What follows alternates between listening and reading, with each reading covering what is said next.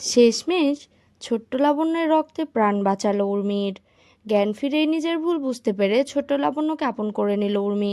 অনুরাগের ছোঁয়া ধারাবাহিকে দেখা যায় উর্মি খুব ভালো করে বুঝতে পারে যে দীপার হাত থেকে তার নিস্তার নেই, এবং এই কুন্তলার সাথে হাত মিলিয়ে দিনের পর দিন নোংরা চক্রান্ত করে উর্মি কত বড় ভুল করেছে। এখন তাকে আর কেউ ছাড়বে না।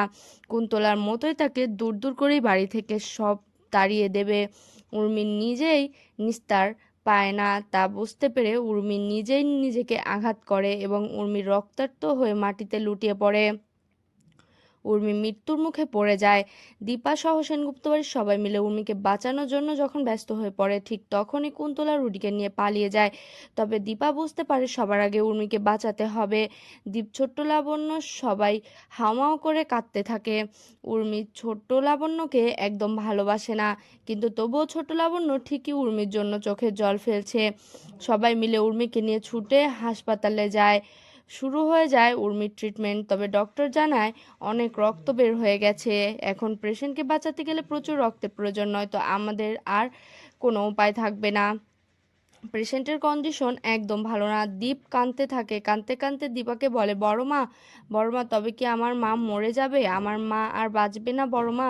দীপার চোখে জল মুছে দিয়ে দীপকে বলে, চিন্তা করিস না, তোর মায়ের কিচ্ছু হবে না, তোর বড় মা আছে তো, তোর বড় মা সব ঠিক তোর মাকে বাঁচিয়ে নেবে। অন্যদিকে ছোট লাবণ্য কাঁদতে থাকে আর ভাবতে থাকে, একটু ভালোবাসলেই উর্মি তাকে নিয়ে একটা ড্রেস কিনে দিয়েছিল, হতে পারে সে ক্ষতির জন্য দিয়ে গিয়েছিল, কিন্তু তবুও তো উর্মি তাকে একটু ভালোবেসেছিল, আর সেই ভালোবাসাতেই সে খুশি, সে কারো ক্ষতি চায় না। আর উর্মি তো নয়ই।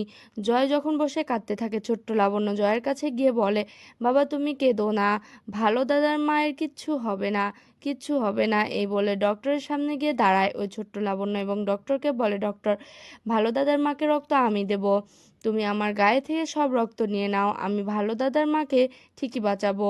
তুমি তুমি আমার থেকে রক্ত নিয়ে ভালো দাদার মাকে বাঁচিয়ে দাও।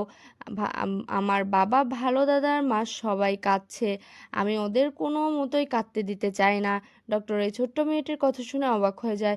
দীপা ছুটে এসে লাবণ্যকে বলে, মা রে, তুই এখানে অনেক ছোট, তুই কি করে রক্ত দিবি? ছোট্ট লাবণ্য দীপাকে বলে, ভালো মা, আমি ঠিকই পারবো, ঠিকই পারবো, ভালো দাদার মাকে বাঁচাতেই হবে।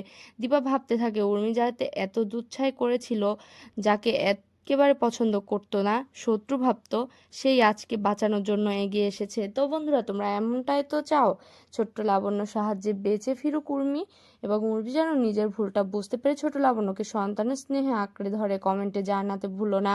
নিয়মিত আপডেট পেতে আমাদের চ্যানেলটি এক্ষুনি সাবস্ক্রাইব করে পাশে থাকুন।